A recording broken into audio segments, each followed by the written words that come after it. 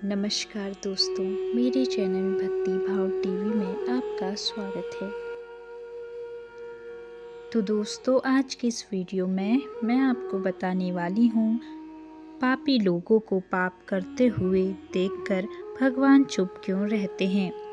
भगवान विष्णु ने माता लक्ष्मी को बताया, पापी मनुष्यों को पाप करते हुए देखकर भी भगवान चुप क्यों रहते हैं। एक समय की बात है, माता लक्ष्मी ने भगवान विष्णु से पूछा, हे स्वामी, मेरे मन में एक प्रश्न उठ रहा है। तब भगवान विष्णु ने कहा, हे देवी लक्ष्मी, आपके मन में ऐसा कौन सा प्रश्न उठ रहा है, आप निसंकोच होकर पूछिए। माता लक्ष्मी ने कहा, हे स्वामी, इस कलयुग में पापी लोगों को पाप करते हुए देखकर भी भगवान चुप क्यों रहते हैं। भगवान विष्णु ने कहा, हे देवी लक्ष्मी, आपका यह प्रश्न मनुष्य जाति के लिए बहुत ही महत्वपूर्ण है। यह प्रश्न न केवल आपका है, बल्कि पृथ्वीलोक पर रहने वाले हर मनुष्य का है।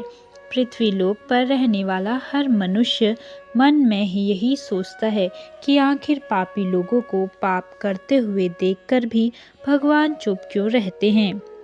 भगवान विष्णु ने कहा, हे देवी, इस विषय में मैं आपको भगवान शिव के परम भक्त दामोदर की कथा सुनाता हूँ। इस कथा में भगवान शिव ने दामोदर को अच्छी तरह से समझाया है, इसीलिए आप इस कथा को ध्यान लगाकर पूरा सुने, तभी आपको समझ में आएगा कि पापी लोगों को पाप करते हुए देखकर भगवान चुप क्यों रहते हैं।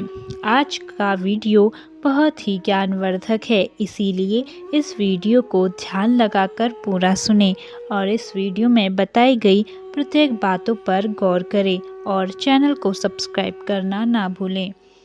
अक्सर हमारे बड़े बुजुर्ग कहते हैं कि वह आदमी बड़ा ही अच्छा था, भगवान ने उसके साथ बहुत बुरा किया।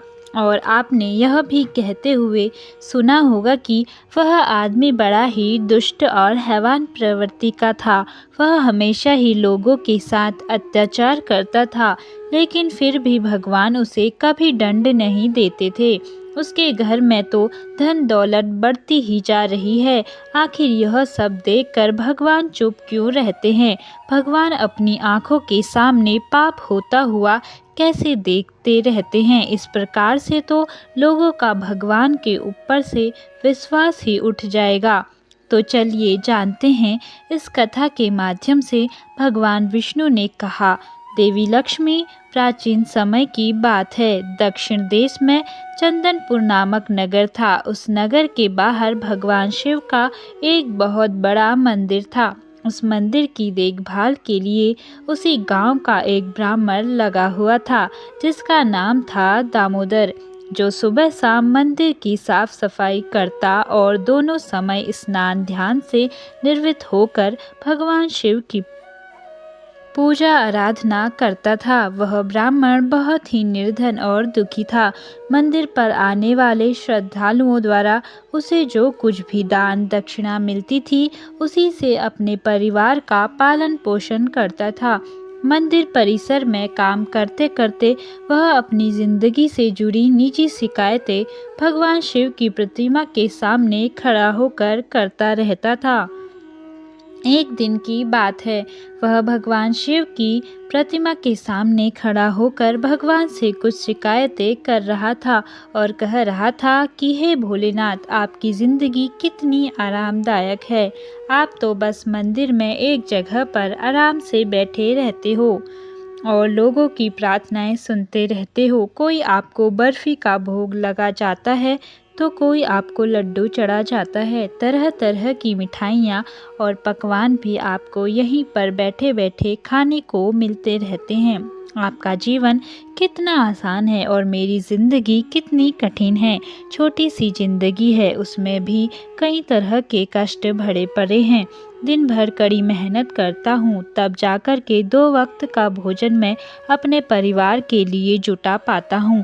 पापी और ढोंगियों को देखो, दिन रात बुरे कर्मों में लिप्त रहते हैं, फिर भी मौज मस्ती की ज़िंदगी जी रहे हैं। हे भोलेनाथ, यदि मेरी ज़िंदगी भी आपकी तरह होती तो मेरा जीवन कितना खुशहाल होता। उस ब्राह्मण की ऐसी बातें सुनकर भगवान शिव से रुका नहीं गया और वे प्रकट होकर कहने लगे, दामोदर, तुम गलत सोच रहे हो। तुम जैसा सोच रहे हो वैसा नहीं है। दूर से देखने पर सबका जीवन अपने जीवन से अच्छा दिखाई पड़ता है, परंतु जब हमें उसकी वास्तविक जिंदगी का पता चलता है तब समझ में आता है कि यह तो मुझसे भी गया गुजरा जीवन जी रहा है। तुम मेरी ज़िंदगी को आसान समझ रहे हो, मेरा जीवन उतना आसान नहीं है जितना तुम समझ रहे हो। मुझे भी बहुत सारी चीज़ें देखनी पड़ती हैं, बहुत सारी व्यवस्थाएं बनानी पड़ती हैं। अच्छे के साथ अच्छा कैसे हो और बुरे के साथ बुरा कैसे हो, यह सब सोचना पड़ता है। जब कोई दुष्ट किसी असहाय को सताता है, कोई पीड़ित को पीड़ित करता है, तो उसका रक्षा करनी पड़ती है। मेरी जिम्मेदारी को जिस दिन तुम समझ जाओगे उस दिन तुम्हें मेरी मेहनत के बारे में भी पता चल जाएगा। इतना आसान नहीं है भगवान बनना। जिस तरह पिता बनकर मनुष्य अपनी संतान के प्रति अपने दायित्वों को निभाता है, उनके सुख दुख और अच्छे बुरे का ख्याल रखता है, ठीक उसी तरह मुझे भी तुम सब का ख्याल रखना पड़ता है। इतनी सारी जिम्मेदारियों को एक साथ निभाना आसान काम नहीं है। भगवान शिव की बात सुनकर दामोदर बोला, हे प्रभु, यह आप कैसी बातें कर रहे हो। आपका काम तो सचमुच में बड़ा आसान है। जिस तरह पूरे दिन आप बैठे रहते हो, आपकी तरह मैं भी पूरे दिन बैठा रह सकता हूँ। इसमें कौन सी बड़ी बात है। भगवान शिव ने कहा, बेटा, मैं फिर कहता हूँ, तुम नहीं कर पाओगे। मेरे इस कार्य में बड़े ही धैर्य की आवश्यकता पड़ती है और मनुष्य में इतना धैर्य नहीं है कि वह परिणाम घोषित होने तक रुक पाए। मनुष्य के अंदर यह कमजोरी होती है कि वह थोड़ा सा सुख पाकर घमंड से भर जाता है और थोड़ा सा भी दुख पड़ जाए तो टूट कर बिखर जाता है। मनुष्य अपने धैर्य को बनाकर नहीं रख पाता। दामोदर बोला, हे भोलेनाथ, अगर ऐसी बात है तो आप मुझे एक दिन के लिए अपनी जिंदगी जी लेने दीजिए, फिर आप जैसे कहेंगे मैं वैसा करूँगा। भगवान शिव ने उसे बहुत समझाया, परंतु दामोदर बड़ा ही जिद्दी था। उसने एक नहीं मानी। भगवान शिव ने भी सोचा कि चलो मैं इसे एक दिन के लिए अपनी जिंदगी दे देता हूँ। भगवान शिव ने कहा, ठीक है, एक दिन के लिए मैं तुम्हें भगवान बनाता हूँ और तुम्हारी ज़िंदगी मैं जीता हूँ। फिर देखते हैं कि तुम मेरा काम किस प्रकार से करते हो। और हाँ, मेरी ज़िंदगी जीने के लिए तुम्हें कुछ शर्तों का पालन करना होगा। दामोदर बोला, हे प्रभु, मैं आपकी सारी शर्तें मानने के लिए तैयार हूँ। बताइए आपकी शर्तें क्या हैं। भगवान शिव बोले, सुनो, मंदिर में रोजाना बहुत से लोग आएंगे जाएंगे, जिसमें अच्छे लोग भी होंगे और बुरे लोग भी, क्योंकि भगवान पर तो सबका ही समान अधिकार होता है। यदि किसी पिता के 3 बेटे हों और उनमें से एक बेटा निकम्मा निकल जाए तो क्या वह पिता उसे अपना बेटा नहीं बताएगा। उसी तरह अच्छे और बुरे लोग दोनों ही मेरे बेटे हैं, परंतु परिणाम मैं उनको उनके कर्मों के अनुसार ही देता हूँ।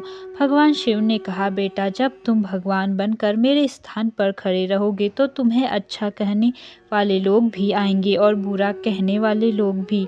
तब तुम्हें चुपचाप उनकी बातें सहन करनी है और धैर्य के साथ उनकी बातों को सुनना है और उनके अच्छे और बुरे कर्मों को देखना है। तुम्हें अपनी तरफ से कुछ भी नहीं कहना है, चाहे कुछ भी हो जाए। दामोदर ने कहा, ठीक है प्रभु, मुझे तुम्हारी सारी शर्तें मंजूर हैं। अब तो भगवान शिव ने उसकी एक दिन के लिए जिंदगी बदल दी और एक दिन के लिए उसे भगवान बनाकर मूर्ति में विराजमान कर दिया और स्वयं पुजारी बनकर मंदिर की सेवा करने लगे। फिर जब 1-2 घंटे का समय बीता तो उस दामोदर ने क्या देखा कि शहर का एक बहुत ही बड़ा धनवान सेठ और उसकी पत्नी उस मंदिर में मन्नत मांगने के लिए आते हैं। और वह भगवान शिव की प्रतिमा के आगे हाथ जोड़कर प्रार्थना करते हैं और कहते हैं कि हे प्रभु, हमने लाखों रुपए लगाकर एक बहुत बड़ी फैक्ट्री का निर्माण कराया है। हमें आप ऐसा आशीर्वाद दीजिए कि हमारी फैक्ट्री खूब तेजी से चलने लगे और हम उसमें खूब सारा धन कमा सके। फिर दोनों पति पत्नी अपनी बात कहने के बाद माथा टेकने के लिए नीचे झुकते हैं तो सेठ की जेब से पैसों से भरा पर्स नीचे गिर पड़ा और सेठ को इस बात का पता नहीं चला। वे दोनों पति पत्नी वहां से जाने लगे। उधर मूर्ति में विराजमान वह दामोदर सब कुछ देख रहा था। उसने देखा कि अरे, सेठ का पर्स तो यहीं पर रह गया है। एक बार तो उसके मन में आया कि क्यों ना सेठ को आवाज लगाकर उससे कह दूं कि उसका पैसों से भरा पर्स तो यहीं गिर गया है। लेकिन फिर उसे भगवान की शर्त याद आ गई कि भगवान ने कहा है कि चाहे अच्छा हो या बुरा हो, तुम्हें बोलना नहीं है, तुम्हें सिर्फ और सिर्फ देखते रहना है। यही सोचकर भगवान बना हुआ वह दामोदर चुपचाप देखता रहा। तभी उस मंदिर में एक बड़ा ही निर्धन व्यक्ति आया और आकर भगवान शिव की प्रतिमा के सामने खड़ा होकर कहता है, हे प्रभु, आप जो जानते ही हैं कि मैं बहुत गरीब हूँ। इस गरीबी में मैं बड़े दुख का जीवन जी रहा हूँ। परिवार का पेट पालना भी मुश्किल हो रहा है। घर में माँ बीमार है, उसके इलाज के लिए मेरे पास पैसे नहीं हैं। मैं कहाँ से व्यवस्था करूँ? कुछ समझ में नहीं आ रहा कि आगे का जीवन कैसे चलेगा। कुछ कृपा कर दो भगवान, जिससे मेरी ज़रूरतें पूरी हो जाएं। इतना कहकर वह आदमी वहां से जाने लगा। तभी उसकी नज़र पैसों से भरे उस पर्स पर पड़ी तो उसने झट से पर्स को उठा लिया और उसमें बहुत सारे पैसे देखकर वह मन ही मन खुश होने लगा और भगवान शिव को धन्यवाद देने लगा और कहने लगा कि हे प्रभु, आप वास्तव में बड़े महान हैं। आपने मेरी प्रार्थना इतनी जल्दी ही सुन ली। इन पैसों से अब मैं अपने परिवार के लिए राशन की व्यवस्था करूंगा और माँ का इलाज भी करवाऊंगा। भगवान को धन्यवाद देकर वह व्यक्ति वहां से जाने लगा। उधर भगवान बनकर प्रतिमा में समाया हुआ दामोदर सोचने लगा कि अरे, यह पर्स तो उस सेठ का है और यह गरीब आदमी उसे उठाकर लेकर जा रहा है। एक बार तो उसके मन में आया कि आवाज देकर उसे बता दूं कि यह पर्स उसका नहीं है बल्कि सेठ का है। लेकिन तुरंत ही उसे भगवान की वह शर्त याद आ गई कि भगवान ने तो मुझे बोलने के लिए मना किया है, इसीलिए वह चुपचाप खड़ा रहा। फिर उस गरीब आदमी के जाने के बाद मंदिर में एक आदमी और आता है। वह तीसरा आदमी एक सैनिक था जो 1 महीने के लिए युद्ध पर जा रहा था। वह मंदिर में भगवान शिव से प्रार्थना करने आया था कि उसकी यात्रा सुरक्षित रहे। वह 1 महीने के बाद कुशलतापूर्वक अपने घर लौट आए। वह सैनिक प्रार्थना कर ही रहा था कि इतने में वही सेठ कुछ पुलिस वालों के साथ मंदिर में दाखिल होता है, जिसका पैसों से भरा पर्स मंदिर में गिर गया था। सेठ ने पुलिस के कहकर उस सैनिक को पकड़वा लिया और बोला, साहब, मेरे जाने के बाद यही व्यक्ति आया है, इसने ही मेरा पर्स चोरी किया है। पुलिस वालों ने उस सैनिक को गिरफ्तार कर लिया और उसे पकड़कर ले जाने लगे। यह बात भगवान बने हुए दामोदर को बिल्कुल भी पसंद नहीं आई, क्योंकि वह सैनिक तो बिल्कुल निर्दोष था। पर्स तो वह गरीब आदमी लेकर गया था। भगवान बने हुए दामोदर को अपने सामने होता हुआ यह अन्याय पसंद नहीं आया और वह भगवान की शर्त को याद करके चुप रहना चाहता था, क्योंकि भगवान ने उसे बोलने के लिए मना किया था। लेकिन वह उस अन्याय को मौन रहकर देखना नहीं चाहता था। वह जानता था कि उसके चुप रहने का मतलब है कि एक बेकसूर आदमी को सजा हो जाएगी, और यही सोचकर उससे रुका नहीं गया और वह बोल पड़ा, हे सेठ, तेरा पर्स इसने नहीं चुराया है। तेरा पर्स तो इससे पहले मंदिर में एक गरीब आदमी ने लिया है, वह चुरा कर ले गया। मैं भगवान हूँ और मैंने सब कुछ देखा है। अब भला पुलिस वाले भगवान की बात को क्यों ना माने। उन्होंने तुरंत सैनिक को छोड़ दिया और उस गरीब आदमी को पकड़ लिया और उस सेठ का पर्स भी छीन लिया। वह बेचारा बड़ा निराश हुआ। उधर जब एक दिन का समय पूरा हुआ तो भगवान शिव दामोदर के पास आए। उधर भगवान बने हुए उस दामोदर ने पूरे दिन का घटनाक्रम भगवान शिव को कह सुनाया और बड़े गर्व से कहा कि हे प्रभु, आज मैंने एक सैनिक के साथ हो रहा अन्याय को होने से बचा लिया। देखिए, एक दिन भगवान बनकर मैंने कितना महत्वपूर्ण कार्य किया है। दामोदर की बात सुनकर भगवान शिव कहने लगे कि बेटा, तुमने न्याय नहीं अन्याय किया है। तुमने उस गरीब आदमी को पकड़वा कर उसके परिवार के मुंह से भोजन का निवाला छीना है, उसकी बीमार माँ का इलाज होने से रोका है। यह तुमने बहुत बड़ा अन्याय कर दिया। वह सेठ बड़ा अधर्मी था। उसने पाप कर्म करके लाखों की दौलत इकट्ठी की है। गरीबों का पेट काट कर उसने उन पैसों को जमा किया है। यदि उसका पर्स गिर गया तो क्या हुआ? कम से कम किसी गरीब का कुछ भला हो जाता और उस सेठ के कुछ पाप भी कम हो जाते। तुमने उस सैनिक को बचाकर भी बहुत बड़ा अन्याय किया है। वह सैनिक अपने राजा के साथ युद्ध में जाकर एक कमजोर देश का राज्य हड़पने वाला था। जानते हो उस युद्ध में कितने निर्दोष मारे जाएंगे। तुमने उसे बचाकर अन्याय किया है। दामोदर को भगवान शिव की बात सुनकर बड़ा पश्चाताप हुआ और वह कहने लगा, हे भोलेनाथ, मैं तो वही देख पा रहा था जो मेरी आंखों के सामने हो रहा था। उसके पीछे की सच्चाई कुछ और होगी, उसे मैं नहीं जान पा रहा था। दामोदर भगवान शिव से आगे कहने लगा, हे प्रभु, इस दुनिया को सिर्फ आप ही चला सकते हो, क्योंकि आप जीवन के हर पहलू को अच्छी तरह से देखकर कार्य करते हो। आप जो भी करते हो वह अच्छा ही करते हो। गलत तो हम हैं जो जीवन की वास्तविकता को समझ नहीं पाते। उससे पहले ही आप पर दोषारोपण करने लगते हैं। जब हमारे साथ कुछ गलत हो रहा होता है तो उस समय हम अपना धैर्य खोकर भगवान पर दोष लगाने लगते हैं और हम यह नहीं समझ पाते कि हमारे साथ हो रहे गलत कार्य में भी भगवान की कोई न कोई योजना छिपी हुई है, तो आगे चलकर हमारे लिए हितकर साबित हो सकती है। समझदारी इसी में है कि हमें गंभीरतापूर्वक कार्य के अगले और पिछले परिणाम को सोच लेना चाहिए। यदि आपके साथ आपकी मर्जी के अनुसार कुछ नहीं हो रहा है तो उसमें भगवान की मर्जी समझना चाहिए और भगवान जो करता है वह अच्छा ही करता है। तो अब जानते हैं कि पापी लोगों को पाप करते हुए देखकर भी भगवान चुप क्यों रहते हैं।